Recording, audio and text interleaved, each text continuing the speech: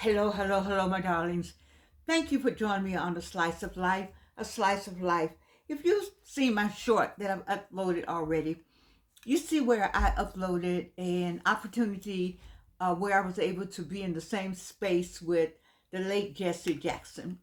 He had his 76th birthday in Atlanta, Georgia, and the late Chief Judge Barbara Harris invited me, paid for the ticket for me to be there. I was so glad to meet him again. I met him earlier with Zanona Clayton. He and um now I lost the name. Anyway, we met up in New York. I met him early in my younger days. I was with Zanona. We were doing Media Women all across the nation. If you know Zanona Clayton, she's known for her relationship with Dr. King, but as a side junket, she also had an organization called the Atlanta Association of Media Women. I was honored to be president one of those years, and we traveled quite a bit with her. And in one of those occasions, it was Reverend Al Sharpton and Reverend Jesse Williams. She wanted me to meet them, and that's how I met them early in life. Um, I just wanted to say, remember the first time you heard "I am somebody"? You know, you wondered why did we need to say that? Some people wonder why did we need to say "I am somebody."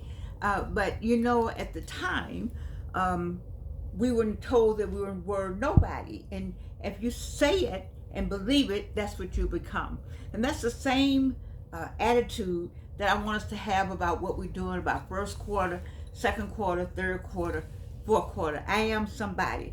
I am wealthy. I am talented. You say it. You say it.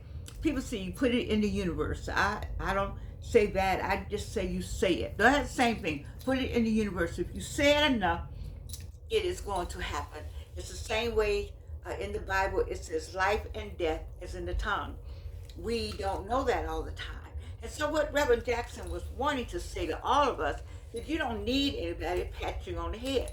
My generation and generations before me, I believe, waited for the pat on the head. Y'all some good niggers. All right, we waited for the pat on the head because it was set up in such a way, our society was set up in such a way that we were often told that we weren't smart or we weren't beautiful. There was a different standard of beauty that didn't apply to us as African Americans. There was a different standard of knowledge and learning, and people still are writing papers about the rhythm of our vernacular, our syntax. Not know, you know, and I always say that we spoke 3 or 4 languages before we came to speak the colonized language. Why are you still worried about our rhythm when our rhythm is our rhythm? We are the rhythm. We are the original people. You know, so I am somebody was something we said, something we felt. Young people need to hear that they were somebody. Once they got that somebodyness, I think my daughter made a comment about somebodyness. There's a study of somebodyness. There's a paper or a book she read about somebodyness. I shouldn't have gone. I need to say who that was, but I can't remember who it was. But there's a class that I wanted to teach about being somebody, and what did that somebody mean? What does it mean being the person? As a class called the person, one of the graduate classes at Clark Atlanta. I always wanted to teach that class, but I never was assigned to it. But I think about it all the time because it's something about knowing your personhood and knowing your somebodyness and knowing there's studies and all kind of studies about the somebodyness and the personhood of who you are. And once you lock that down, you know, you seem to excel from that. And so Jesse Jackson came out and said, "I am somebody," and then keep hope alive. That was something else. And then President Obama, you know, he thrived on the hope message because right now, I don't know. We want to. No, I'm not gonna say that. There is still hope. I'm not throwing hope away. There's still hope. Excuse me. But hope comes with action. You see, hope, but you can't sit in hope. You can't sit like this and say, I hope, I hope, I hope, I hope. No, no, no, no. You can't take your hands and put your hands away, your mind away, your thoughts away, your tongue away, your busyness away, your somebodyness away. No, no, no, no, no. That's not how you keep hope alive. Keep hope alive, you got to come up. You got to get up. You got to stand up. You got to march up. Now, we're not marching in the streets. Oh, no, no, no, no, no, no. Don't get me wrong now. We're not going out in them streets. Y'all stay out the streets. Stay out the streets. I told you what we're doing. We are operating on a different level. It's stealth. You know, you're gonna save your money. That's what you're gonna do. We're about saving money and working on ourselves and our project, working within the nuclear of the family. The nuclear of the family could be you and the cat, you and the dog, you and the fish bowl. If that's your nucleus, then that's what we're doing. The nucleus of the family. We're doing whatever that is, whatever you have determined that to be. We're working in that. We're pulling people up. We are somebody. That's what we're doing. And so, to that, when I heard it this morning, I was up working, preparing for an event today. I have on my red and black. I did Clark, Atlanta today. It felt strange being over there. I had mixed emotions, but I was glad to be there. Number one, the mixed emotions I had were personal, but I was very glad to be there. Did graduate from there. I taught there 21 years. My daughter has a master's degree from there, and she worked there also. Her late father was a Hall of Famer there. We have many cousins by marriage that are graduates of Clark, Atlanta. Clark College was an integral part of when we marched on October 19, 1960.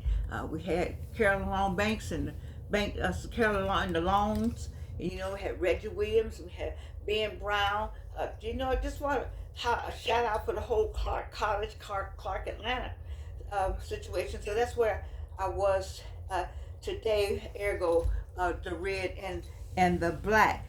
But in all of that, I'm saying, I wasn't able to teach a class. Doesn't mean I can't teach the class. I may teach it somewhere else, but I wasn't able to teach the class. But I think it's very important, though, to have that personhood about yourself and that somebodyness about yourself. But you need it right now because hope seems to be fading, maybe on some fronts, but within your community and within your home and within your nucleus, you got to keep that hope alive for real. You got to stay on the course. You cannot get off the course and decide that, oh no, I just can't do it anymore. I don't care what they do over here, what they do back there, what they do over in yonder. You have to stay on your course. You know what God has told you to do. I was with a group of people tonight. I was very happy to be with them as I spoke. It was a presentation I made about being happy to be in the present. Oh, baby. It was all that. I had to say so myself. I enjoy when you want somebody to come and speak, I'm the one, because I enjoy standing there talking and sharing and speaking from the heart. And that, speaking from the heart, although I know I need to have it written down because I go off here, I go off there. As it were, the person who told me my time had to stand up because I was going over yonder and around the corner and the back and the front, everywhere else but what was on that paper. And when I do it on the paper, I know exactly how many minutes they have given me, and instead I go off. So anyway, I enjoy being there. But it's the somebodyness, and it's the somebodyness that's gotten me this far. It's the personhood that's gotten me this far. It's the believing to say that I am somebody, because if you didn't have that, you would not have been able to get out there and march like we did October 19, 1960, to have people talk to you, spit on you, and have you believe that you weren't anybody. But where we made our mistake was thinking that doing that was where we did make a difference. We did change the world, but that we were going to get some reciprocal back. We were going to get something back to say, yes, you are. There was a confirmation that was coming back. The confirmation will never come back. And we have found out under 2, 45, and 47, is that right? Those are his years, the present administration's earlier and now administration, that confirmation is not coming back. And actually, if you look with me and feel with me, we needed him to be in office because when we tried to tell people like me tried to tell people, baby, These people don't care anything about you. Oh no, Georgian, it's not like that. You see, somebody was you get one, white people will say you got a chip on your shoulder, or you got a chip on your shoulder. They just say they don't like you. They don't like you. They don't like you, and it doesn't matter what we do. Do you know it's 350,000 black women don't have a job? Educated. We have educated people walking around in America that could do so much to move America forward. The way we were going, we were on a trajectory of there was no stopping, because that's what America is all about. There's no stopping us because we got technology, we got brain power, we know how to work together, but damn if we do. No, and with black people, damn if we do and damn if we don't. And so what I'm recommending is for us to take what Reverend Jesse Jackson said, and keep it in front of us. I am somebody. Keep hope alive and keep I am somebody in front of you.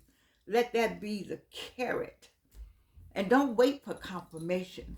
See, that is the thing. We were waiting for confirmation, my age group and earlier. We thought we were going to get confirmation that you were going to agree we were somebody. When we spoke properly, we dressed appropriately, we joined the correct organizations, we marched we moved in neighborhoods. We went to mixed schools, and we did middle class mixed events, and so there was going to be a confirmation. And every time we did something, somebody hated us. There was a Karen that we didn't know. Karen is everywhere. Karen is everywhere. And Ken is with her. And so what we got to do now is what I hope we're doing. There's a silence among black people because I don't deal with white people, period, except the ones that I know. And I deal with them, and I wait to see, are they going to cut me? I'm not sure if they're going to cut me or not. I had something happen. I had to really have some faith. I had to have some faith because I don't know what. And so you don't want to be that way, but I just got to, because I don't know. I don't know, who can you trust? Just one person, one thing you can trust. You can trust and believe in God Almighty. You can stand on His word. That's what you can do. And you can pray as the angels come and help you. Because that's what I do. That's how I made it to this point. That's how I made it through 3 cancers and through all the trials and tribulation, because I know. See, the somebodiness is what you got to embody. Does that make sense? I hope it does. You must embody a spirit of somebodiness for this world and to keep hope alive. We thank you, Reverend Jesse Jackson. I hope you enjoy my short. I was at an event, as I said, and you'll hear his words, and you'll hear us, the cadence of the response, the enthusiasm, as when he speaks and how he spoke in 2017. Here we are in 2026. May God rest his soul.